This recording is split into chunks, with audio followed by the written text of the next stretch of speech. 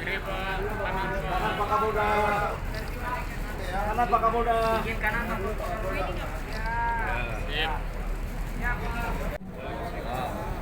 Rekan-rekan sekalian, pada siang hari ini saya akan menyampaikan press release terkait dengan kejahatan tercover atau kita mudahnya mengatakan penipuan online yang kemarin kita lakukan penindakan dengan melakukan penangkapan terhadap pelaku-pelaku tersebut.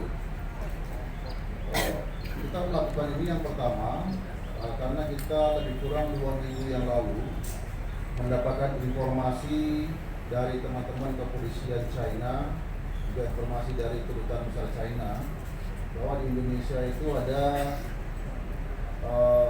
tindakan atau pelaku kejahatan orang-orang China yang korbannya itu berada di China. Nah, berdasarkan informasi tersebut dilakukan pendalaman. Dari 12 titik yang kita dapat informasi, kita bisa memastikan ada 7 lokasi yang diantaranya ada 6 di wilayah Polda Metro Jaya dan 1 ada di wilayah Polda Jawa Timur, yaitu di Malang. Nah, kemarin kita melakukan penindakan terhadap kelompok-kelompok tersebut. Kita melakukan penangkapan terhadap 91 orang di 7 lokasi. Dari 7 lokasi itu 6 lokasi kita mendapatkan barang bukti, baik itu berupa handphone, kemudian komputer, kemudian juga laptop dan lain sebagainya, termasuk para tersangkanya. Dan pada satu titik di daerah Sumbangan di Interkon kita hanya menemukan barang bukti saja. Nah, kita mengamankan sebanyak 91 orang. Dari 91 orang itu 85 orangnya adalah warga negara asing dari China. Dari 85 orang itu 11 diantaranya adalah wanita.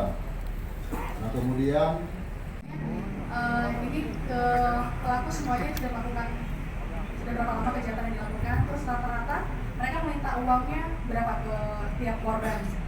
Kemudian mungkin bisa dicontohkan juga Pak bagaimana mereka menipu korban menggunakan box-box ini. Terima kasih. Jadi begini, kalau keterangan dari mereka sementara itu mereka lebih kurang ada yang 3 bulan, ada yang 4 bulan. Tapi dari hasil pemeriksaan kita kepada pemilik rumah yang disewa, ada mereka sudah setahun menyampaikan. Kenapa demikian? Ternyata per 3 bulan ini mereka bergantian 3 bulan ganti kembali ke China. Ini sementara yang kita dapatkan. Kemudian box-box ini digunakan. Jadi ketika mereka menghubungi korbannya di China saja, mereka itu telepon dalam box sehingga tidak ada suara yang lepas, sehingga meyakinkan kepada korban-korban tersebut apakah korban-korban yang mempunyai masalah atau korban-korban yang diajak berinvestasi. Itu mereka lakukan. Ini modus-modus yang mereka lakukan. Nah, mereka masuk dari China ke sini menggunakan visa wisata ke negara kita. Dan untuk berapa transaksinya itu bervariasi, ya. Bervariasi tidak tertentu. Ada yang kecil, ada juga yang besar. Tapi total semuanya kita mencoba menghitung lebih kurang 36 miliar. Tapi masih sementara kan masih perlu pendalaman lebih lanjut. Di Mabes Polri kita juga akan koordinasikan dengan imigrasi, ya, untuk menyelesaikan persoalan ini. Seperti kita menyelesaikan pada kasus yang sebelumnya. Yang jelas tentunya kita akan semakin menguatkan kerjasama polis ke polis kita untuk meminimalkan ini tidak terjadi lagi ke depan. Kalaupun ada, kita bisa cepat mengatasinya. Seperti bagaimana nanti kita menguatkan kerjasama kita juga dengan teman-teman dari imigrasi untuk pengawasan terhadap orang asing seperti ini ya, ke depannya. Oke, satu lagi terakhir ya. Kita sebenarnya sudah melakukan langkah-langkah kerjasama sejak beberapa tahun yang lalu dengan kepolisian China. Dan ini merupakan satu juga bentuk kerjasama kita dengan kepolisian China yang menginformasikan kepada kita. Tadi saya katakan di awal, kenapa mereka lari ke luar negeri? Karena memang di sana diberantas, sehingga mereka mencari mungkin tidak hanya negara-negara kita. Apakah di negara-negara lain ada? Mungkin ya, tapi tentunya ini perlu informasi yang lebih dalam dengan keputusan China dan negara-negara lain. Mungkin juga teman-teman kemarin melihat juga mungkin di Malaysia juga ada. Dan kita terus membangun kerjasama melalui hubungan-hubungan polis to polis dan hubungan-hubungan negara kita dengan negara China. Militer nanti yang akan melakukan koordinasi ini. Ini akan kita terus upayakan untuk meminimalisir terjadinya kegiatan. Juga sering pernah terjadi juga, Pak. Izin Pak, Chandra Beritahuan. Polda ini kan juga pernah juga Polda Metro Jaya mengungkap ini.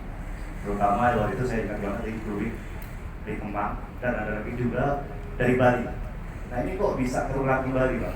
Maaf Pak, ini apakah memang ada WNI kita yang terlibat dan itu kok sampai semudah ini mereka bisa masuk kembali dan melakukan praktik seperti itu? Terima kasih Pak. Ada perbedaan yang dulu dengan yang sekarang. Kalau dulu itu mereka hanya berperan sebagai polisi, sebagai jasa. Sekarang mereka orangnya nambah. Juga orang-orang untuk berinvestasi. Dia bankers. Nah, ini ada perbedaannya. Yang kedua, kenapa mereka lari keluar negeri?